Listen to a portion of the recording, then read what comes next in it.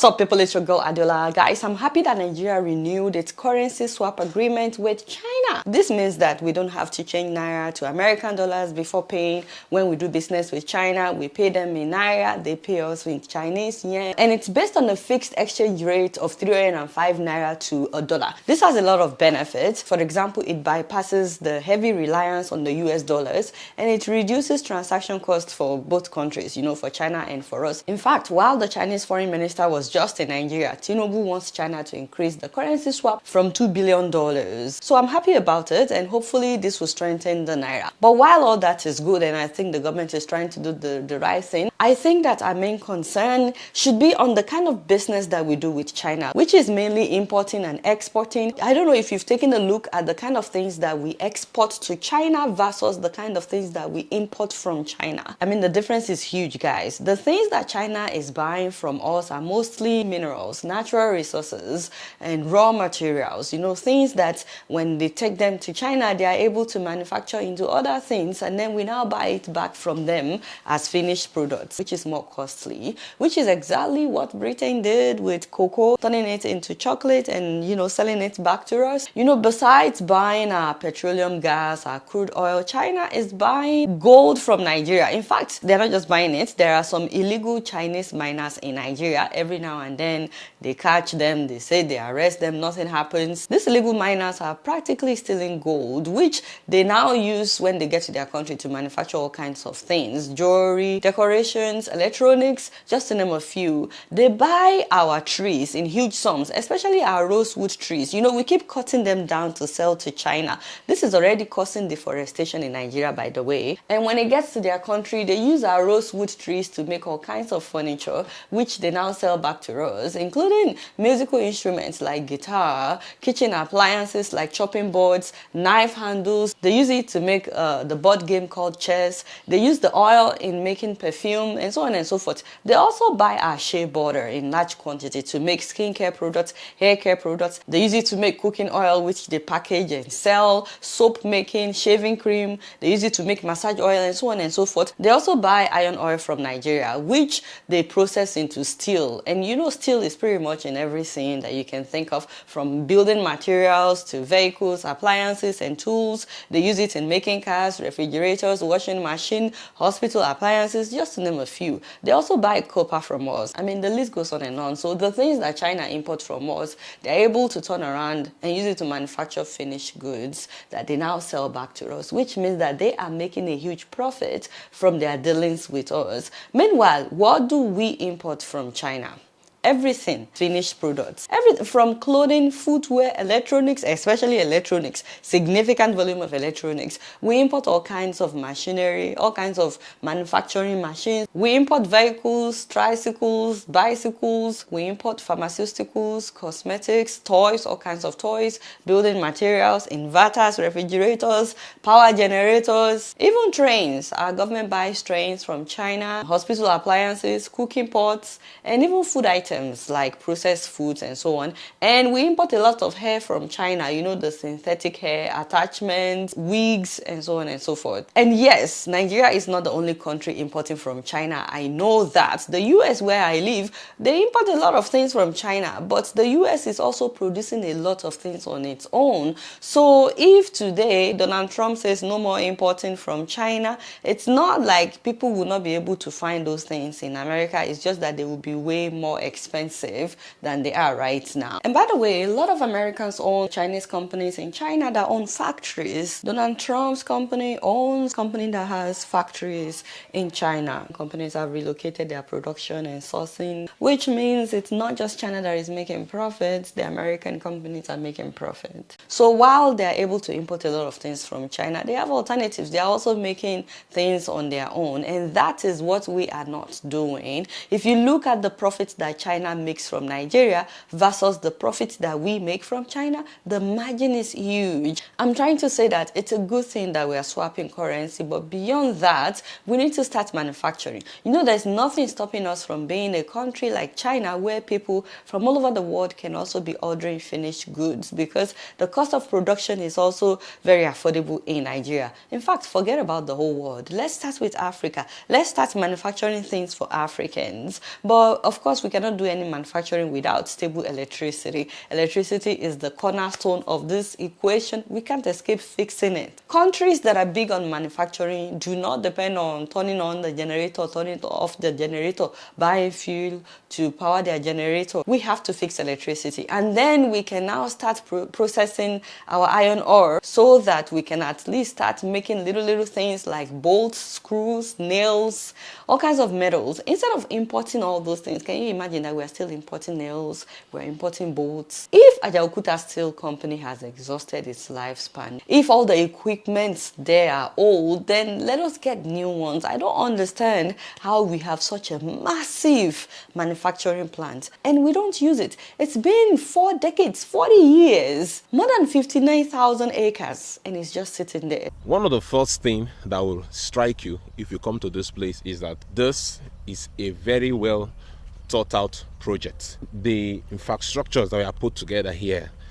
wow, it's amazing. Starting with the road network, it has a very excellent road network from the entrance into the steel company where it is. The roads are still very good, even 40 years later. So once again, congratulations on renewing currency swap agreement. But beyond that, we need to start manufacturing. There is so much to say about that, but let me know what you guys think. Meanwhile, I'm so excited about this next story. Wait, have you subscribed? This is a new year. I will not be begging you guys. Subscribe. Okay, I'm begging you. Subscribe. Thank you. So like I was saying, on a positive note, a Nigerian girl in Connecticut, USA, Eniola has created an air filter system that is able to remove cold and even COVID viruses from classrooms. Hello, Eniola, Kuseo, all your aunties and uncles, we are very proud of you. We are all related. It's your aunties, uncles, cousins, brother. Hey, we are together. Boni. Thank you so much for making us proud. Shout out to all the Nigerians making us proud at home and abroad. Yeah! It costs $60 to make one using a box fan, 4 furnace filters, duct tape, and cardboard. And it was tested and certified by the Environmental Protection Agency in North Carolina for its efficiency. Now, guess what? The state of Connecticut legislators want her to install this in all public schools. In fact, they are giving her grant, so a unanimous approval of $11.5 million grant by the Connecticut legislators and the Bond Commission to launch the filter installations across the state. Yeah! Oh shit! Eniola, we are very proud of you.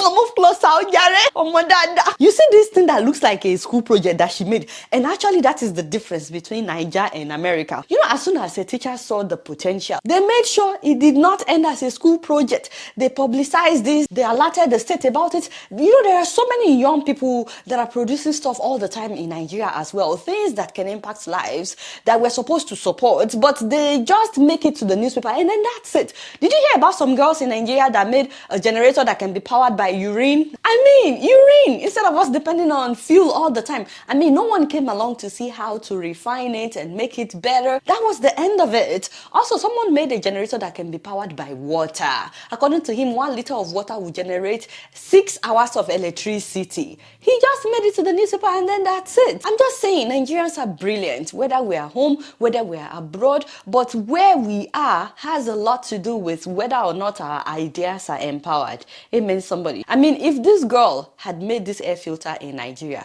do you think that her state would care as much, or the legislators in her state? And do you think they would, give her a grant to start mass producing this for schools? I'm just saying, be honest. But we can also do that. We can start taking our young people seriously, encouraging them, supporting them. Whether we like it or not, they are the future. Huge congratulations to Eniola and her family. She has a website, her first name and her last name.com, eniolashokunbi.com. Parents, please learn from that. Secure your children's name as website, because you never know what they will become tomorrow. Now, her goal is to take this initiative nationwide across the US, which means girlfriend is about to make a lot of money. Hey! And we are rooting for her all the way. We are rooting for her big time. And you're like, the sky is not your limit. We're so proud of you. Now, guys, move closer. This one baffled me. But did you see what a Ghanaian lawmaker said to their president, Nana Akufo-Addo? Well, the outgoing president, just as he was leaving, after he gave his final State of the Nation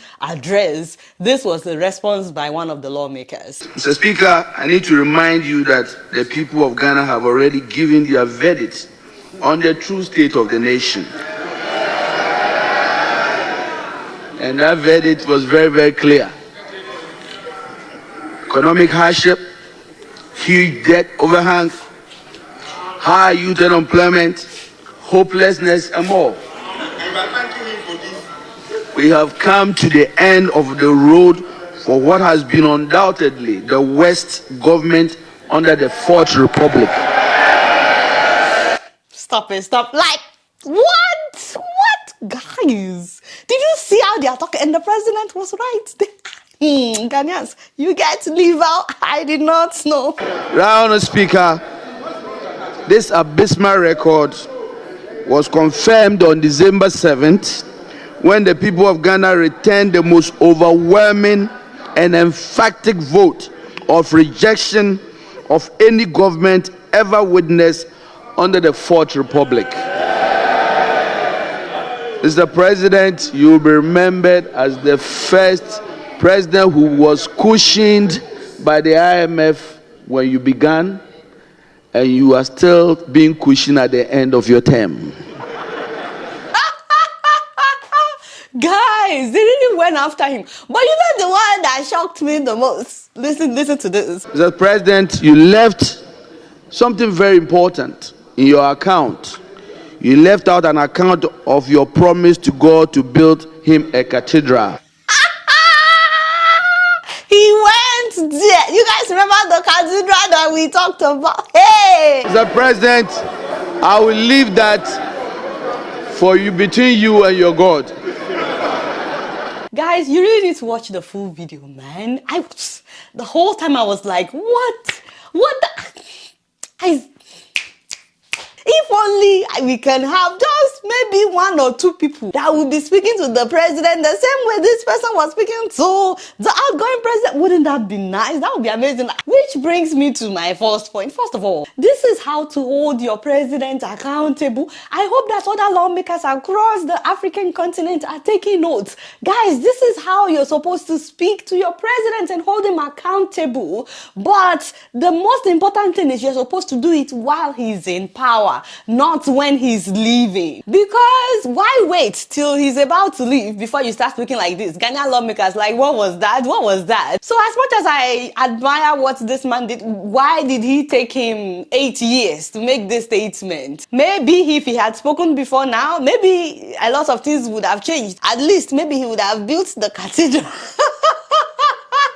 Which, of course, is the least of our worries. And also, it's obvious that this has to be an opposition lawmaker speaking, so it's expected. But can we have any lawmakers in the president's party that will also speak to him like this? More importantly, now that you have a new president, Ghanaians, if he does something wrong, would you still speak like this? Or is this only if the president is in the opposition? If you're not from Ghana, by the way, which lawmaker in your country can speak to a president like this? Put their name in the comment section. Let's get to know about them. In the meantime, the new president, well, the former president that has been re-elected, John Mahama, has been sworn in as the new president of Ghana. Congratulations to John Mahama. Congratulations to the people of Ghana. We're watching everything on our Plasma TV. Meanwhile, guys, a miracle happened in Zimbabwe. You cannot tell me this is not a miracle.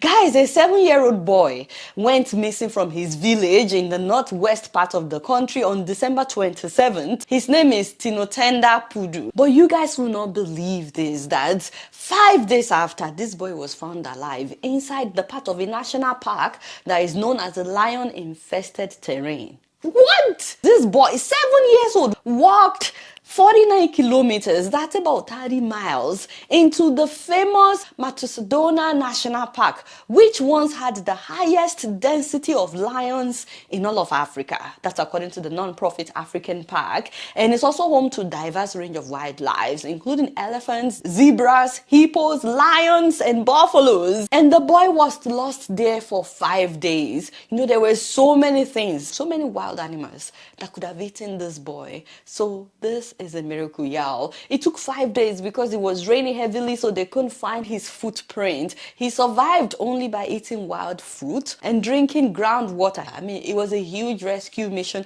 involving park rangers, police, and the local community who searched and searched until they found him. In fact, he said that there was a time after the rain had stopped that he heard the rescuers and he ran towards where he heard the vehicle trying to meet them, but they had left. And he thought that was it. But guys, for no reason, the rescue team decided to go back there. I said, that is God, guys. Woo! Type amen some. Oh, they decided to go back there. And then they found his footprints. And so they stayed in that area until they found him. Huge shout out to the Parks and Wildlife Management Authority, the park rangers, the police, the local hunters. Parents, hold your children and cover them with prayers. Hey, Father, congratulations to his parents. Now, two quick announcements. First of all, my amazing husband, the beautiful Victor Fayel Shello. Hi, Victor. Call me.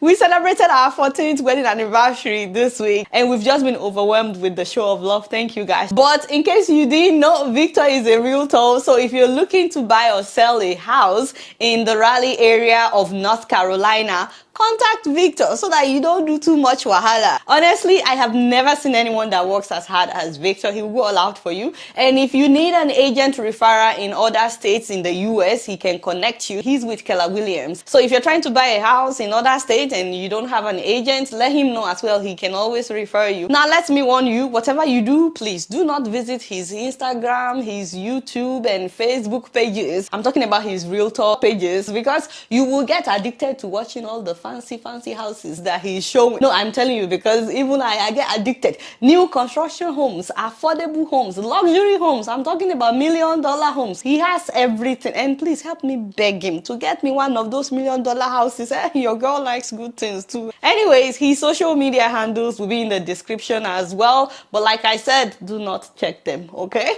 Now, for those who want to set up their loved ones in Africa to be able to get remote jobs in America, getting paid good money, so that they can be financially independent regardless of where they live in Africa, and you don't have to keep sending money to them all the time. I've talked about this before. If you're thinking about signing up your loved ones for this 6-week training that would equip them to apply for remote jobs, please do it on time. They are only taking 15 people this January, and there is limited spots left. Class starts on the 16th of this month, and it will be live, so there will be no rewinding or whatever. If you miss it, you missed it. So if you're thinking about it, please do it on time before class starts on the 16th. Don't forget, the price is $5.99 if you use my promo code Adiola. So it's $8.99, but they are giving you $300 discount if you use my promo code. Lastly, guys, I'm so excited to tell you that we are celebrating our anniversary at Adovz Hair Company. Yes! Thank you so much, by the way, for patronizing us. I'm especially grateful for those who sent us video reviews. Thank you so much. And yes, we're having our anniversary sale. It started on Wednesday. It would end this coming Sunday, January 12th. And of course, our products are for men and women. So make sure that you order yours before the end of the sale, because the price will go back up. Hit the subscribe button, guys. No, seriously. Help your girl now. Don't forget to follow me on Instagram, TikTok, Facebook, and X. Until next time, I'm going to see you all later. Peace out.